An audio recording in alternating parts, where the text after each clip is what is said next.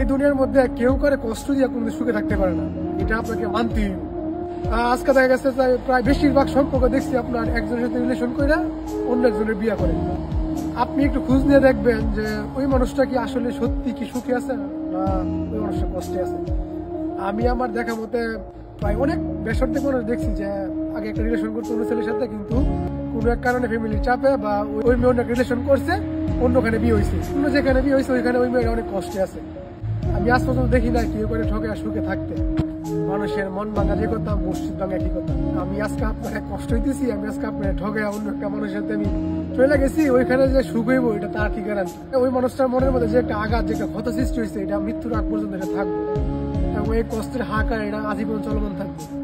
আজকে আমি আপনাকে কষ্ট দিলাম, কষ্ট দিয়ে তো আপনি ওইখানে গিয়ে তো সুখ পাইতেছেন না, ওইখানে তো আপনি ঠিকই কষ্ট পাইতেছেন। তবে একটা সময় আপনি যখন চিন্তা করেন যে আমি আগে যেখানে ছিলাম ওইখানে হয়তো ভালো আছিলাম, এই যে হাঁকাটা সবচেয়ে কষ্টকর জিনিস হচ্ছে এটা। মানুষের আফসোসের যে ব্যাপারটা, যে মানুষ আফসোস করে ওই মানুষের জীবনে কোনো সুখ নেই।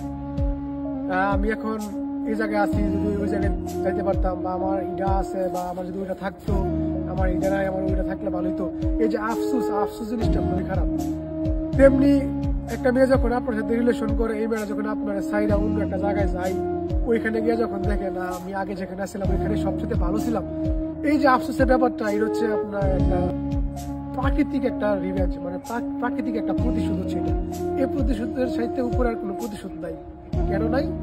কারণ এই মানুষটা আপনার কাছ থেকে সুখ পায় নাই বলে অন্য মানুষের কাছে গেছে, ওইখানে গিয়ে আমার আফসোস করতেছে আপনার জন্য যে আমি তার কাছে ভালো থাকতাম বলে বা তার কাছে থাকলে ভালো হইতো। যখন একটা মানুষ আপনার ঠকায় অন্য একটা মানুষের কাছে যাইবো, ওই ফ্যামিলিতে ওই সংসার অশান্তি থাকবো, এটা বাস্তব এবং প্রমাণিত। তবে আমি বলি যে জীবনে আপনি প্রেম করছেন, আপনি আপনার জায়গা থেকে সঠিক আছিলেন, ওই মানুষটা আপনার বুঝে নাই, আপনি কষ্ট পান না। যেরকম আমি কষ্ট পাইতেছি, ইনশাল্লাহ আমি হয়তো ঠিক হয়ে যাবো। আমার কষ্ট একটাই, ওই মেয়ে আমার সাইডে গেছে, আমার তেমন কোনো কষ্ট নাই। আমার কষ্ট একটাই যে আমার সাথে কেন এরকম হয়। আমি মন থেকে চাইছি, মন থেকে চাই, আমি পাই নাই, আমার কোনো কষ্ট নাই। আল্লাহ পাক হয়তো এটা আমার ভালোর জন্য করছে, তবে আমি শুকরিয়া আদায় করি। তবে এইটুকু আমি জানি যে আমি কারোর প্রতি কোনো প্রতিশোধ নেই না, কারণ প্রতিশোধের মধ্যে কিছু নেই। প্রতিশোধ এইটাই যে সে নিজে নিজে একটা সময় সে ফিল করবো যে আমি ওই মানুষটা ঠকাইছি, আজকে ওই মানুষটা ঠকানোর কারণে আজকে আমি ভালো নেই। এটাই প্রতিশোধ। রিভেঞ্জ অফ নেচার বলে একটা কথা আছে, প্রকৃতি তার ঠিক সময় তার প্রতিশোধ ঠিকই নিবে। তবে যে মানুষটা আমি অনেক ভালোবাসতাম, মানে আমি কোনোদিন ওর কাছ থেকে আমি এটা আশা করি নাই। তো যাই হোক, আমার কথা একটাই যে কাউরি ঠকানোর আগে এইটুকু ভেবে নিবেন যে আজকে আপনি যারা ঠকাইতেছেন ঠিক তার থেকে দ্বিগুণ ঠকানি আপনি ঠকবেন, শুধু সময়ের ব্যবধান। আজ পর্যন্ত কেউ করে ঠকে সুখে থাকতে পারে না। তবে আমি ভাইদেরকে বলবো, আমার কাছে এই পর্যন্ত অনেক মেসেজ আসছে যে ভাই এই অবস্থা, আমার সাথে এরকম হয়েছে, আমার সাথে হয়েছে, এখন কি করবো, আমি তো মানুষ অসুবিধা আছি।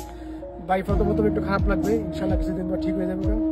আল্লাহ নামাজ পড়ুন, আর এটুকুই। সবাই ভালো থাকবেন। আসসালামু আলাইকুম।